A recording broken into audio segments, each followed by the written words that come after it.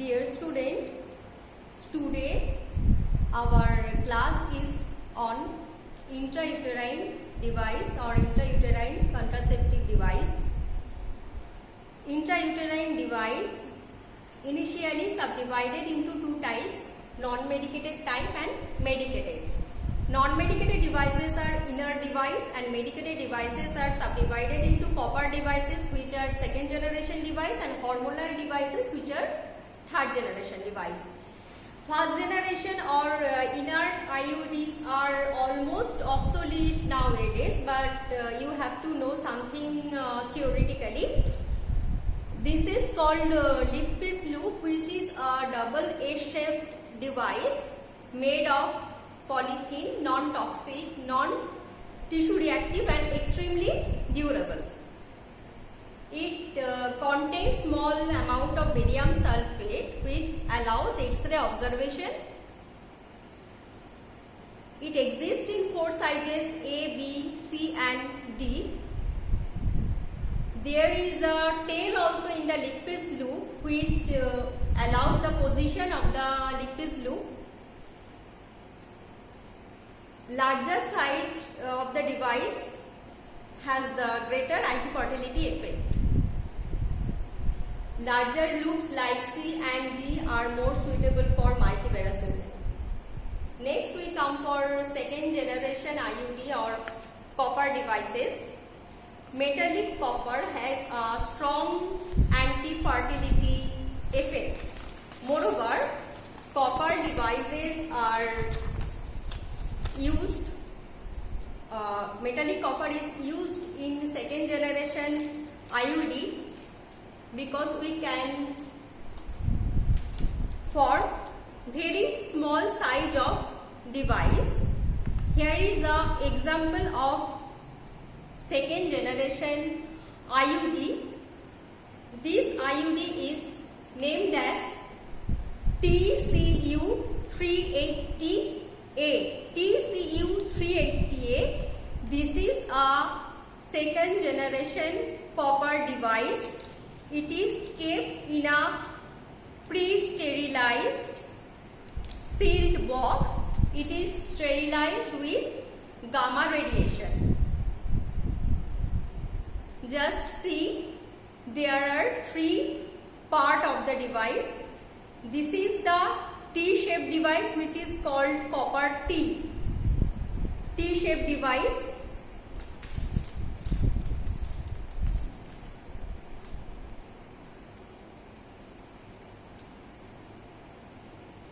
This is a T-shaped device. Each unit is wound with approximately 176 mg of copper, where in addition a single copper sleeve is swapped on each of the 2 transverse arms. Each sleeve contains approximately 66.5 mg of copper. The total surface area of copper on the device is 380 plus minus 23 mm square. That is why it is called TCU 380A. To be inserted in the uterus only by under supervision of physician. It is recommended that the unit is replaced by 10 years from the date of insertion. Now we will come to the procedure for insertion, though it is not possible to show it practically, but just this is a IUD inserter. Okay, this is called IUD inserter. You can remind this is a I-shaped device called as inserter. You can name as plunger, P for plunger. This is a P-shaped device. This is called plunger, and this is copper T. This is the main device, copper T with tail. Tail is for proper location of the device.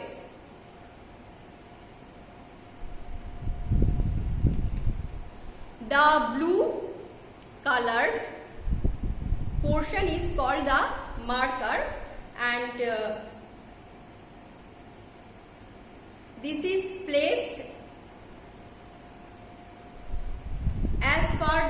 after measurement of the uterus with the uterine sound, the measurement of inserter is placed as per the patient's measurement. Then in the sterilized box we have to use it with proper sterilized method. This is a very used device, so I cannot show you properly. The tail should be inside the inserter properly. Here I cannot insert it properly, but it should be properly inside the device. The T-shaped device is tightly placed inside the inserter. The plunger will be inside the inserter, and after proper placement of the patient should be kept in the proper lithotomy position and proper anatomical position, and after proper placement of the IUD, the plunger will be pulled from the device, and this T-shaped device automatically will place at the proper place of uterus. Please remember, it should be pulled, not pushed. So there will be chance of perforation of the uterus. This is the procedure of insertion of the copper device. Sheet again, please see again. This is the pre-sterilized copper device, and this is the separate devices. Then we can discuss about the advantages of copper devices. It has low expulsion rate, easier to fit, and it has a very small shape. Increased contraceptive effectiveness, can be used as post-coital contraceptive also, and it is also easier to fit for nulliparous in some cases. Then we can come to discuss for third generation IUD. The most widely used hormonal device is Progestasert. It is also a Progestasert, also a T-shaped device which is filled up with 30 mg of progesterone, the natural hormone. The hormone is released slowly in the uterus in the rate of 65 mcg daily. It has a direct local effect on uterine lining, on the cervical mucus, and possibly on sperms. Because the hormone supply is gradually depleted, regular replacement of the device is also necessary. Another example of third generation IUD is LNG20 or Mirena. LNG means levonorgestrel. It is also a potent synthetic steroid. It has a low pregnancy rate, almost 0.2 per 100 women.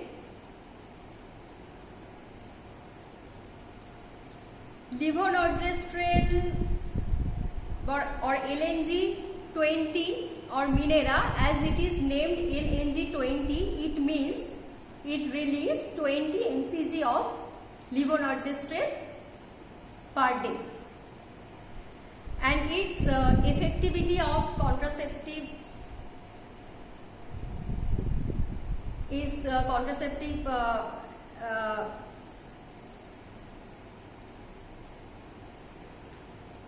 almost 10 years.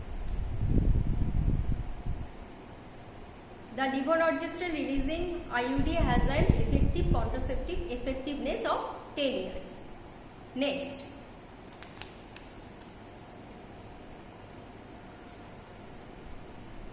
Next we can discuss about the mechanism of action of IUD, biochemical and histological changes in the endometrium, non-specific inflammatory reaction along with biochemical changes in the endometrium which have got gametotoxic and also spermolytic effect. There may be increased tubal motility. It results in quick migration of the fertilized ovum into the uterine cavity before the endometrium is receptive. There may be impaired sperm ascent. Probably due to local chemical effect, it affects the sperm migration. Copper devices has the additional anti-fertility effect by preventing implantation through enzymatic interference. Levonorgestrel IUD induces strong and uniform suppress of the endometrium, the hormone progesterone hormone. It thickens the cervical mucus and prevent the sperm for entering the cervix. Then we can discuss some contraindication for IUD insertion. If there is presence of pelvic infection, dysfunctional uterine bleeding, suspected pregnancy, prolapsed uterus, some distortion of the shape of uterus, suppose as there may be some fibroid of uterus, suspicious cervix with abnormal cytology, severe dysmenorrhea, past history of ectopic pregnancy, nulliparous, within 6 weeks following caesarean section, or HIV or STD positive women. Next,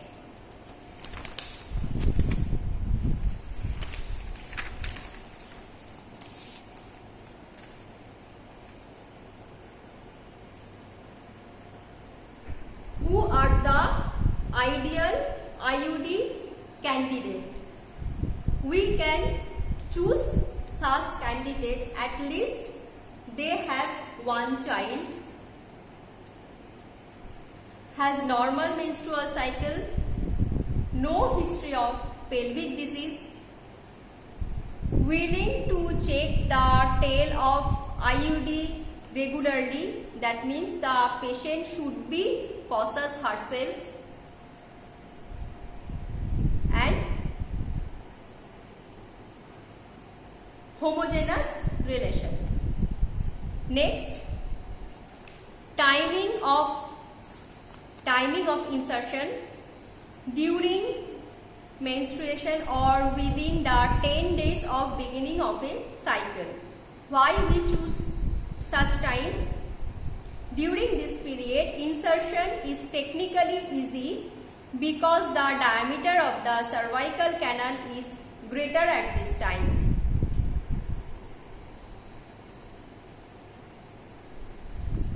Then we need follow-up.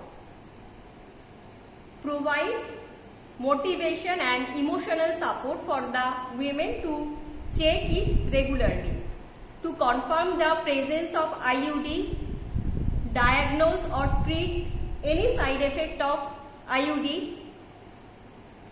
Follow-up should be maintained 6 months or 1 year intervals depending upon the facilities and convenience of the patient. Side effect and complications. There are also some side effect of and complications of IUD, such as bleeding, pain, PID or pelvic inflammatory disease, uterine perforation, a very low chance of pregnancy, ectopic pregnancy,